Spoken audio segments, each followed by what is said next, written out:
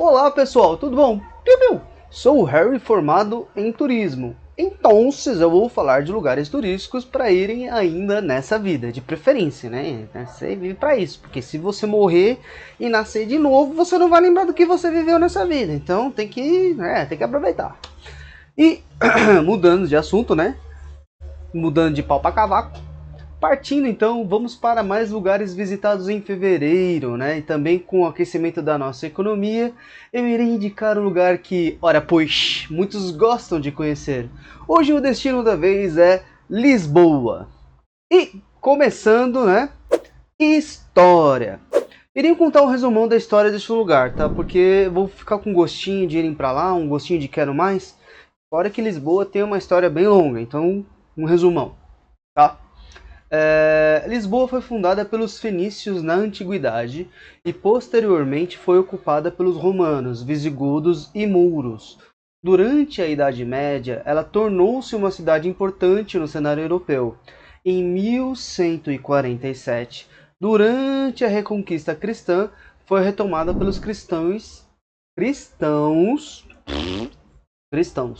sob o comando de Afonso Henriques, o primeiro rei de Portugal. Nos séculos seguintes, Lisboa, tá, ele prosperou como um centro comercial e marítimo, né, porque Lisboa fica bem ali na ponta do mar. No entanto, em 1755 a cidade foi devastada por um terremoto, seguido por um tsunami. Para vocês acham que tsunami era só uma coisa recente? Não, existe desde, sei lá, que a Terra é Terra. Só que não tinha registros, né? E aí teve um incêndio, então imagina o caos, um terremoto, tsunami e um incêndio. Os portugueses ficaram de cabelo em pé. O que é que sobrou de cabelo, né? E aí teve um enorme estrago, tal. A construção subsequente foi liderada pelo Marquês de Pombal, resultando, tá, em uma arquitetura neoclássica marcante. Só que um detalhe, tá? Essa reconstrução não foi rápida não, tá? Demorou séculos. Aí durante o século XIX, Lisboa testemunhou mudanças significativas, tá? Teve a Revolução Liberal de 1820, teve a abolição da monarquia em 1910, teve a nossa participação aqui, né? Levou então à primeira formação da Primeira República Portuguesa. Sim, hoje Portugal é uma república. O século XX, né? Então teve lá os períodos turbulentos. Teve a ditadura, como também teve aqui no nosso país.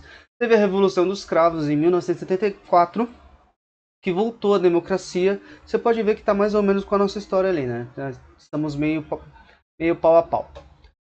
Lisboa passou então por uma renovação urbana depois de 1974 e se tornou uma cidade mais vibrante, conhecida por sua cultura, pela gastronomia e as belezas históricas, o que é muito legal, tá? Hoje em dia nós temos diversos atrativos que eu já vou falar mais pra frente.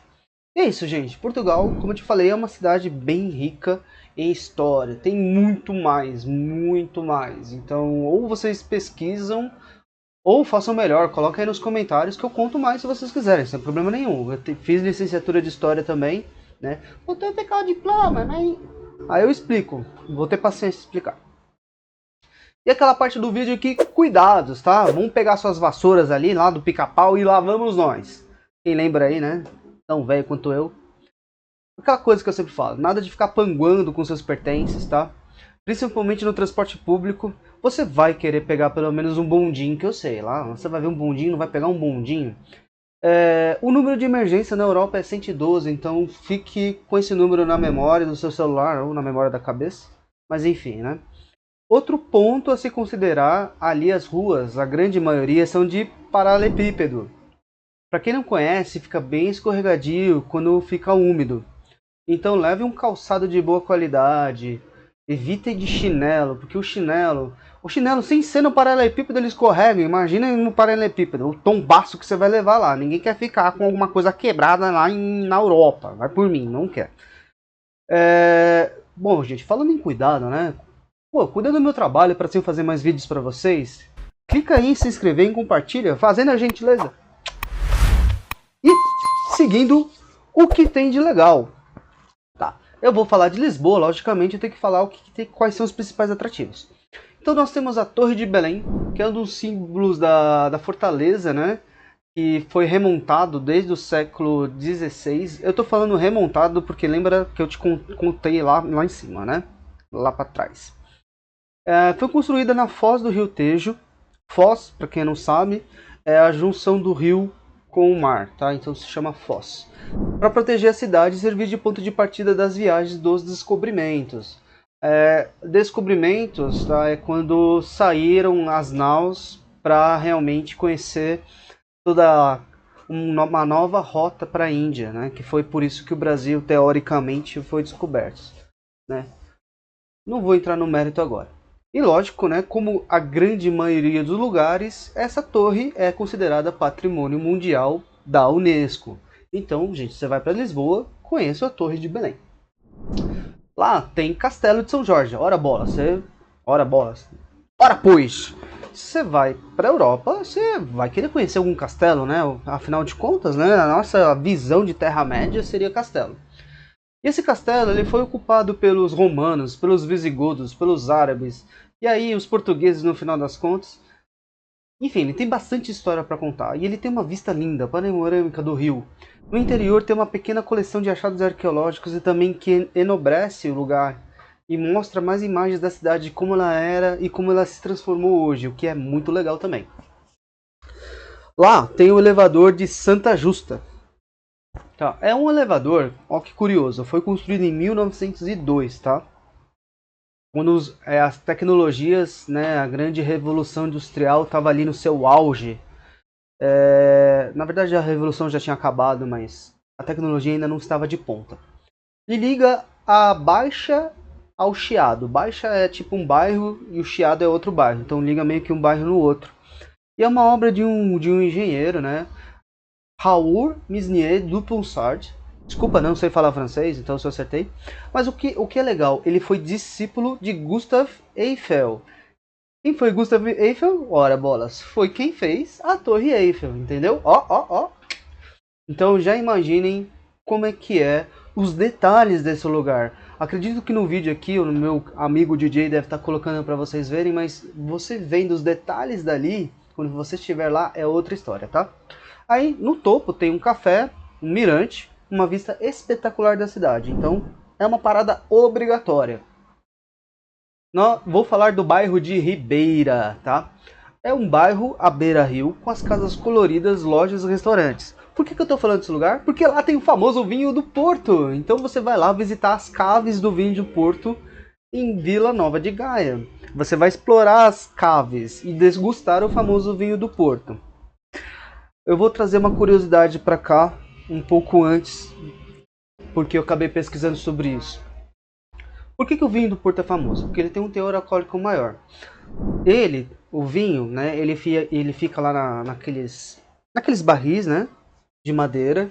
A madeira, ela é o que dá o sabor pro vinho, né, o envelhecimento. Só que o vinho do Porto tem uma determinada hora que eles meio que abrem, adiciona uma espécie de cachaça, não é exatamente cachaça, tá? Eles adicionam uma espécie de cachaça para que o vinho fique mais forte e volte a envelhecer. Então o vinho ele é envelhecido duas vezes, e é por isso que ele é um vinho muito forte, digamos assim, né? E aí, além dele envelhecer duas vezes no barril, ele também tem uma fase de envelhecimento na garrafa, o que é muito legal. Então, para quem não sabe, tá? O vinho, o ideal, né, hoje em dia também aqui mudando isso, o ideal é você armazenar o vinho sempre deitado e a rolha tem que estar sempre molhada, né? O próprio vinho molha a rolha e isso tem a ver com a decantação do vinho, tá? Então, novamente, vocês querem que eu fale mais sobre isso? Vai lá nos comentários, estou à disposição de vocês, tá? E aí vocês não podem perder também, né, voltando para os atrativos, Oceanário de Lisboa. É o maior aquário da Europa. É o maior da Europa. Tem mais de 8.000 animais e plantas e vários habitats marinhos. Distribuído por 4 tanques temáticos, né? Então tem o tanque Atlântico, o tanque Índico, Pacífico e Antártico. Isso lembrou alguma coisa para vocês? Se lembrou, comenta aí. A atração principal, é claro, né, é um tanque central, ele tem 5 milhões de litros d'água. Dá pra vocês imaginarem 5 milhões de litros d'água? Eu não consigo. Lá tem tubarão, tem atum. Gente, pra quem não conhece, tá atum, bicho é gigante, não é, passa de 1 metro, fácil. Tem raias e o enorme peixe-lua, tá? Peixe-lua, pra quem não sabe também, ó, tá aí a chance pra vocês. Curiosidades. Lisboa é uma das cidades mais antigas da Europa, mais velha do que Paris, Londres e Roma. Sabe por quê? Lembra que eu comentei? Os fenícios foi quem conquistaram, foram eles que fundaram a cidade de Lisboa, né? E justamente, né? Esse era o nome que os fenícios davam, né? Era Alis Ubu, o que significa Porto Seguro. Tudo faz sentido agora? Ah, acredito que sim, hein? A ponte 25 de abril que liga Lisboa a Almada, Almada é um outro bairro, tá? Tem esse nome em homenagem à Revolução dos Cravos, que aconteceu em 25 de abril de 1974 e pôs fim à ditadura em Portugal. Antes disso, né, a ponte se chamava, né, Salazar, Ponte Salazar, que era referência ao ditador Antônio de Oliveira Salazar. Curiosidade, aqui em São Paulo nós temos a mesma situação. Então nós temos o viaduto Munhocão. Ele mudou o nome original porque o nome original remetia a um presidente que era pró-ditadura e aí mudou o nome para um presidente que era contra a ditadura e teoricamente ele foi um herói para o nosso país. Infelizmente esse presidente que foi considerado herói, ele foi preso, ele teve várias coisas negativas e ele não teve um fim muito feliz, infelizmente, tá? Mas tá aí uma pontinha de curiosidade para vocês. Outra coisa, é ilegal alimentar os pombos em Lisboa. É isso aí, gente. Não vai dar comida para os pombos lá, não. Isso porque os pombos lá são considerados uma praga urbana. Transmite doença, suja os monumentos. E a Câmara Municipal distribui milho com contraceptivos para controlar a população dos pombos. Gente, o pombo toma contracepcional e é umas gurias aqui onde que mora na quebrada, não usa nem camisinha. Então, né, não vou falar nada. Ó, e outra coisa, né? Já imaginou você ser preso já pensou em ser preso em Portugal porque você deu comida pro pombo? Para de Nazaré Tedesco, né? Enfim.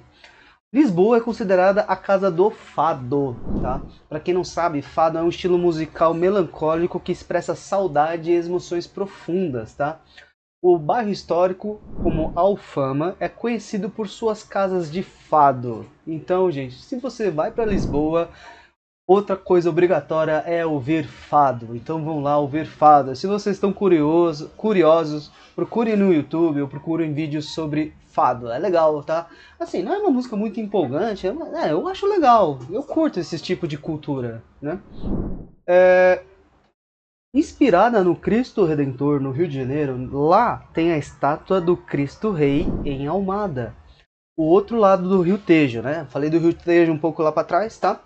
Então, foi inaugurada em 1959 como um símbolo de agradecimento, porque Portugal foi poupado da Segunda Guerra Mundial.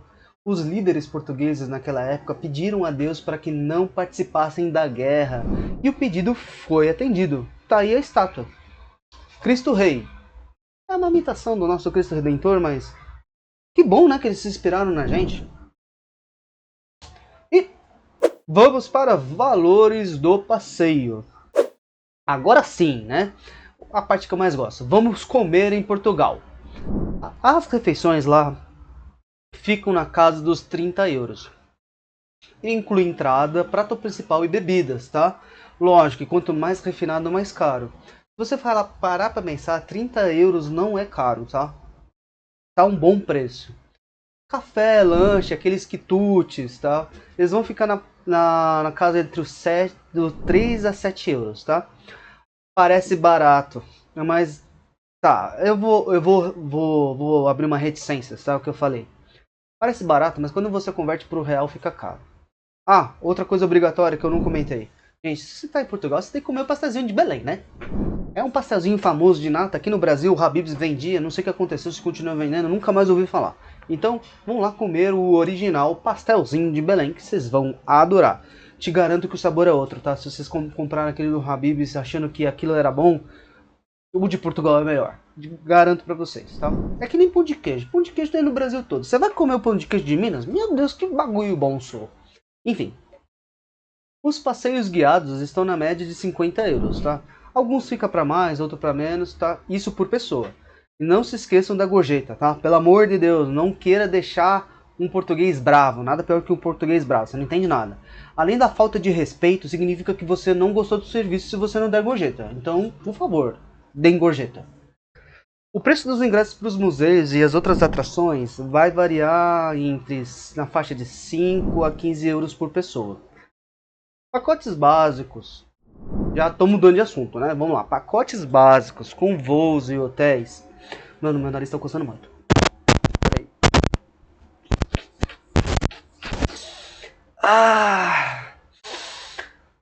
Agora tá bom. Gente. Nossa. Sabe o que é? Eu cheirei antes de fazer o vídeo para me animar e é isso aí que aconteceu. Mentira. Ou será que não?